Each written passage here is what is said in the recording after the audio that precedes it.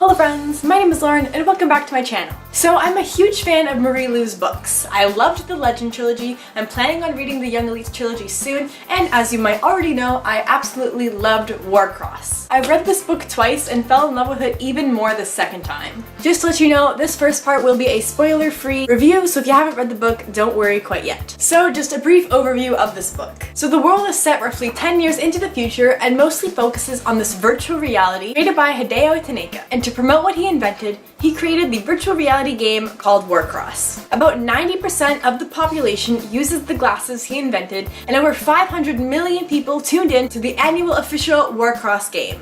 So it's kind of a big deal. So anyways, our story follows Amika Shen, who currently loosely works as a bounty hunter taking jobs where she can, has $13 to her name, and has 3 days to pay her rent before evicted from her apartment. So times are tough for her, to say the least. I won't completely spoil it, but she finds herself thrust into the opening Warcross games and becomes famous overnight. Thinking she's gonna be sent to jail, she gets a pleasant surprise when she receives a job offer from the creator himself to work as a bounty hunter and try to catch a hacker trying to mess with Warcross. And being the great bounty hunter and hacker she is, not to mention lover of Warcross and Hideo's work, she accepts and gets flown to Tokyo. And yeah, that's the gist of the story. I really liked all the characters that were mentioned. We were given a whole lot of great backstory. I loved the whole workings of Warcross and how everything came together so well. It was all just written really well and definitely was worth reading a second time. And yeah, so I would definitely recommend it if you haven't read it already. This is all for my non-spoilery part of the video, so if you haven't read the book, stop watching now. Spoilers in 3,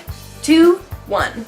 Let's go. So roughly the first half of the world is filled with lots of action and excitement. It was just really cool to see how the world was built and everything that happened about Warcross. And then we hit roughly 3/4 of the way into the book and we get a lot of cute stuff between Amiko and Hideo, and I don't know about anyone else, but I just died during the scenes. Like, they're so cute, and I don't know how to think about Hideo now, but during that time when I was reading it the first time, I was like, oh my god, OTP, best pairing for life. Just me. And then there was the last corner, and it was just like, what are emotions? What is a heart? Clearly we don't need those. It was so intense, just one plot twist after another after another. There was like 3 in like 10 pages. It was ridiculous, and it was just ridiculous. Okay, before we get into that, let's start from the very beginning. Imagine having your idol call you up and be like, hey, I want you to come work with me because I think you're really cool. Because, hello, yes please. I mean, that's basically what Hideo did, more or less. Also, I felt bad for Kira when Amika left. Like, she couldn't take her with her, and like, Kira's life was gonna get a whole lot better because their rent was paid off and she didn't have to worry about finding a job and she could just live her life. But also they're like best friends and they've been through a lot and they live together. So I can imagine how Kira felt, how her friend is gonna go play Warcross while she's stuck back in New York. Okay, also, so Hideo created the Neuralink glasses thing when he was 13 years old, and while he did have help, I mean, he's 13 years old.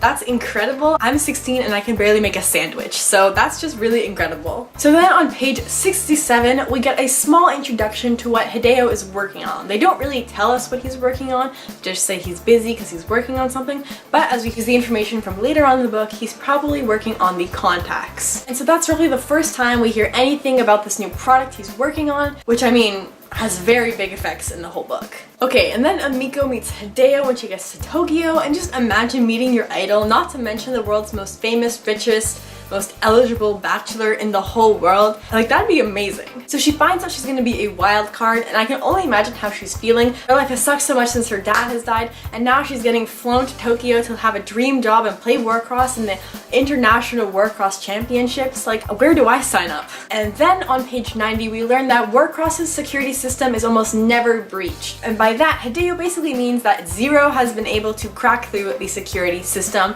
but we really don't know that much information when we read it, but that's what we can later infer later on. So that is the start of when we learn about Zero, and everything basically falls back onto that one point, because without Zero, Amika's story would have never happened. So Zero, while we might not know that much about him, plays a very important role in the whole existence of this story. I'm really excited for Wildcard to learn more about Zero and if we get to see more of his personality, just like we did with Hideo. And then right after that, we learn about the contacts, like actually with Hideo explaining them, and he does explain how there's the 1mm like thickness left on the eye, which doesn't mean much when we're reading it, but then we later learn that basically that's how he controls people's brains, and I'm sorry, but like, that's pretty crazy. So then the Warcross games start, and Amika is picked as the first pick for the wildcard players, which I can only imagine how she's feeling being thrust into the spotlight when she's normally just like an anonymous figure on Warcross. And then Asher suspects Amika within like the first 5 minutes of choosing her, and then Amika's just like, oh, that's great, my cover's already blown. I'm pretty sure Asher doesn't pick on really anything else other than the fact that she's just been ignoring the team. The only person that really notices is Ren. However, Ren is a wild card, but he was not there when the wild cards were being picked because he was planning a party. However, Amika thinks she sees Zero at the top of the stadium as she sees a black figure type person thing, but we later learn that is Ren. And I'm not sure we actually know what he's doing up there, but we do know that that's kind of the start of how Amika starts to learn about Zero and who's following him and his big master plan. So I also kind of want to learn more about Ren and see like what his background is and how he got like associated with Zero. I'm pretty sure at the end of the book he's in like jail. However, just learning more about how he's associated with Zero would be really cool to learn about, which I hope is in the next book.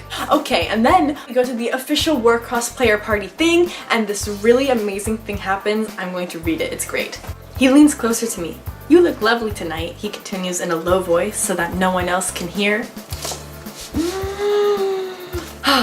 Fangirling at its highest. I mean, for someone as closed off and like personal as Hideo is, saying that to Amika just really is stepping like out of his comfort zone, even though he doesn't do that much. It's like really cute and I love it. And then the games go on, and then we learn that Ren isn't actually Zero, but he's helping Zero, and we learn more about that, and that's pretty cool. Also, prepare for your mind to be blown if you've read the Legend series. So Warcross takes place in the same like universe as the Legend trilogy does, so technically the worlds are related. Warcross takes place about 10 years into the future, while Legend takes place around 100 years into the future. However, I do believe there is a small connection between the two stories that we can see from Warcross. So we have Asher Wing, right? His brother is mentioned twice in the books, and his brother, Daniel Wing, is actually the same name of the male protagonist in Legend. So my guess is that Day from Legend was named after him, so he's like the great-grandchild of either Asher or Daniel himself.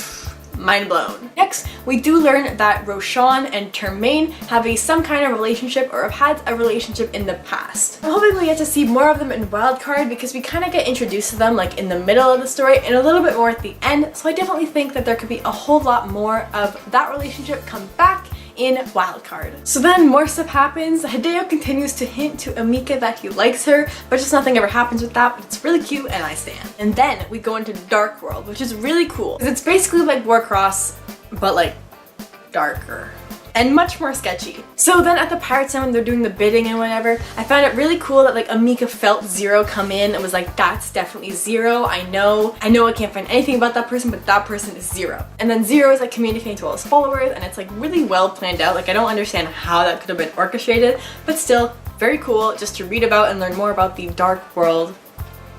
So then the official Warcross games start on April 5th, and Amika's team, the Phoenix Riders, wins their first round. And then we're just hit with this. Zero wants to assassinate Hideo, and at that moment, every light in the stadium goes out.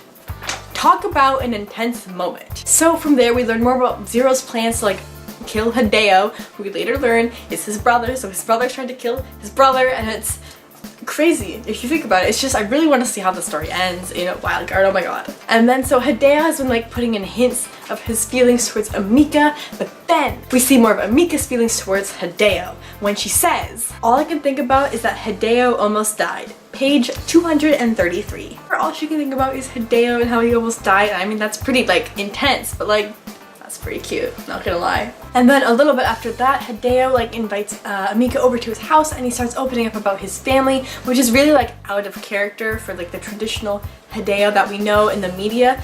And I found that like really cute that he was opening up to her and like trusting her with something that's very personal to him that he doesn't talk to anyone about. And then we get to the cute stuff. All the cuteness in the cute area thing. It's all cute and amazing, and I love it. And then Ren, being the stupid DJ Ren dude he was like, Amika, come listen to the song I have for Hideo, because you guys have a special relationship, don't you? And so obviously that would like show Amika that something's up, so when she listens to it, and it's the same song from the Pirate Sen, it's just kind of like, oh, I'm screwed.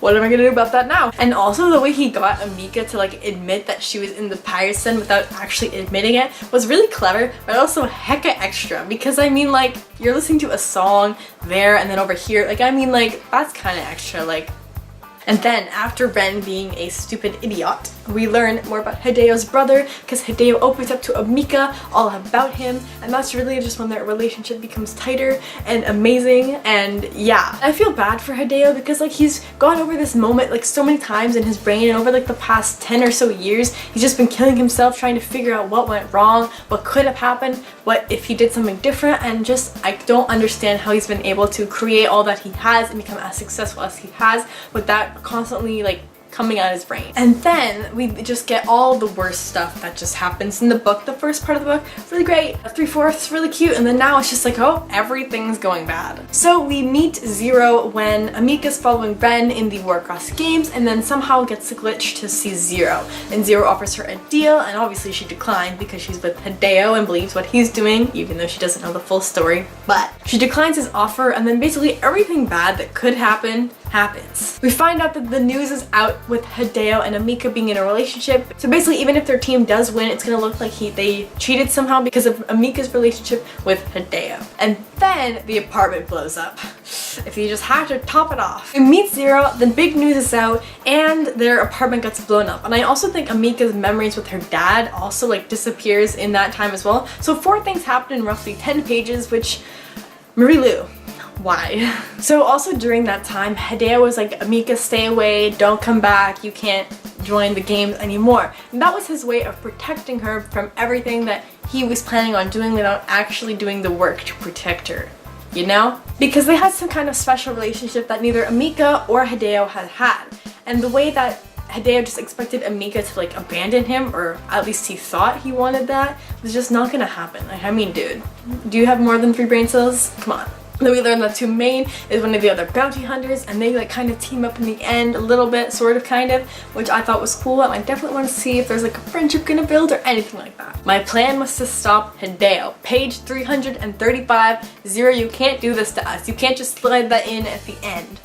Okay, you can't do that. Then we just actually learn all about what Hideo is actually doing, and on one hand I agree with him, on the other hand that's completely insane, he can't do that. Hideo has been able to track information back and forth between like the brains and the computers and the code and whatever to basically control people's minds, but he's not controlling their brains only when they do something bad. And basically his whole goal is to make sure that no more crime is committed and no one has ever going to have to lose anyone special to them like Hideo had to go through with his brother. So the end of the game triggered the like connection between like the brains and the algorithm, and so essentially when Amika finished up the game, Zero was like, dude, you just ruined the whole world, what are you doing? And Amika had no idea what she was doing, now she does, and I can only imagine how that must feel. And then the whole reason Hideo created Warcross was for his brother, because his brother always loved playing games, and I found that now Zero, aka his brother, is like trying to like destroy the game Hideo created for him. So I mean, like, they need to have a talk about whatever it is they're trying to do. Anyways, those are like the main events that happened in Warcross that just kind of like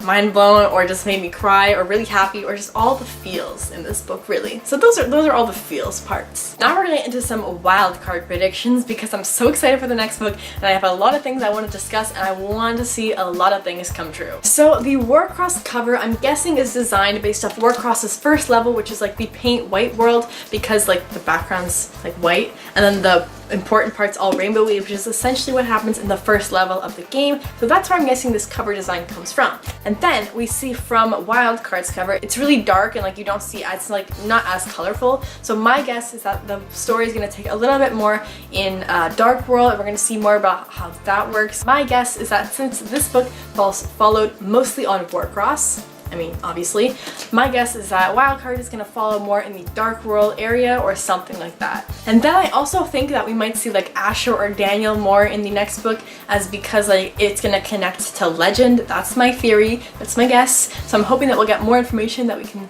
like suck out and see the resemblance in Legend. If we do, that would be amazing. Okay, so I'm not like that much of a person that comes up with great theories. However, if you've been on Marie Lu's Instagram, every Wednesday she's posted a Wildcard quote. So I thought we would dissect a little bit of that and see if it's going to give us any clues for what's going to happen in a Wildcard. We're done here, he says in a low voice. I suggest you not waste our time by contacting me again. He disconnects our link before I can respond. So my guess with this scene is that Hideo and Amika are talking, and Amika's trying to convince Hideo again that to like not go through with his big evil world domination plan, but then he's not listening to her, and then he disconnects from the link.